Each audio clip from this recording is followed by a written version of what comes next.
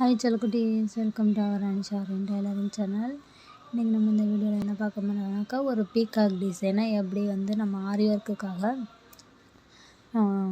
Draw பண்ணுறதுன்னு சொல்லி தான் பார்க்க போகிறோம். அதுக்கு கேன்வா ஓப்பன் பண்ணிக்கிட்டு கீழே பார்டருக்காக நான் 4 லைன்ஸ் கொடுத்துட்டேன். இந்த டிசைன் தான் நான் சென்டராக வைக்க போகிறேன். அதுக்காக நான் அதை சூஸ் பண்ணி நான் இது பண்ணிக்கிட்டேன். நம்ம அதே பிக்சரை அப்படியே கூட வச்சுக்கலாம், இல்லைன்னா நம்ம அதை ட்ரா பண்ணிக்கலாம். இப்போ நான் ட்ரா பண்ணால் நல்லாயிருக்குன்னு சொல்லிட்டு ட்ரா பண்ணிக்கிறேன். அதை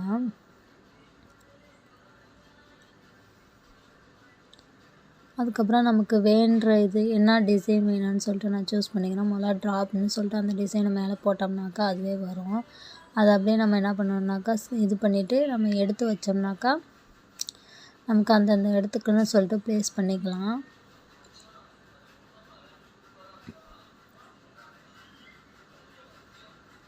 அட்ஜஸ்ட் பண்ணும்போது கொஞ்சம் மேலே கீழேன்னு மாறும், அதை நீங்கள் கொஞ்சம் பார்த்து அட்ஜஸ்ட் பண்ணிக்கோங்க. இப்போ நம்ம ப்ளஸ் சிம்பிள் கொடுத்தோம்னா கரெக்டாக அந்தந்த பிளேஸ்க்கு சொல்லிட்டு இதாகிக்கும். நெக்ஸ்ட்டு இதே நான் ட்ராப் சிம்பிளை நான் மேலே கொடுக்கலான்னு சொல்லிவிட்டு அதையே திருப்பியும் நான் ப்ளஸ் சிம்பிள் கொடுத்து காப்பி பண்ணிக்கிட்டு அது என்ன பண்ணால் மேலே சுற்றி அதுக்கு டிசைனாக கொடுத்துட்றோம். நமக்கு வேணுன்ற இடத்துல ஃபிக்ஸ் பண்ணிக்கலாம், வேணான்ற இடத்த நம்ம தள்ளி வச்சுக்கலாம். அந்த மாதிரி தான் ஈஸியாக ஹேண்டில் பண்ணுற மாதிரி நமக்கு என்ன டிசைன் வேணுமோ அதுக்கு தகுந்த மாதிரி நம்ம ஈஸியாக பண்ணிக்கலாம். அதுதான் கொஞ்சம் பார்க்க நல்லா இருந்தது. சரி, அது கொஞ்சம் ஒயிட்டாக இருக்கனால சரி நம்ம ட்ரா பண்ணிக்கலாம் அப்படின்னு சொல்லிட்டு நான் அதை வரைஞ்சேன். நீங்கள் வரையும் போது நல்லா ஜூம் பண்ணி வரைஞ்சிங்கன்னா கரெக்டாக வரும்.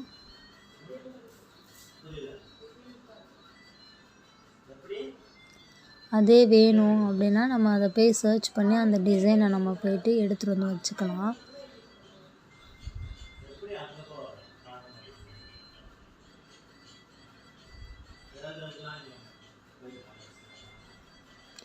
அந்த மாதிரி தான் நான் எல்லாமே வரைகிறேன். மைனூட்டாக வேணும்னாக்கா நல்லா கிட்ட ஜூம் பண்ணிக்கிட்டிங்கன்னா அது வந்துடும். இப்போ நான் வரையும் போது கரெக்டாக வந்துடுச்சு எல்லாமே. உங்களுக்கே தெரியும் அது எப்படி நான் வரைகிறது எப்படி வருதுன்னு சொல்லிட்டு. அதுக்கப்புறம் இந்தமாரி லீஃப் டிசைன்லாம் நம்ம சர்ச் பண்ணாலே அதில் தானாகவே வந்துடும். அதெல்லாம் நம்ம ஓப்பன் பண்ணி நம்ம இதில் வச்சுக்கலாம். அதே இல்லைன்னா நான் வரைஞ்சிக்கிறேன் அப்படின்னாலும் நம்ம இந்த மாதிரி ஓப்பன் பண்ணி வரைஞ்சிக்கலாம்.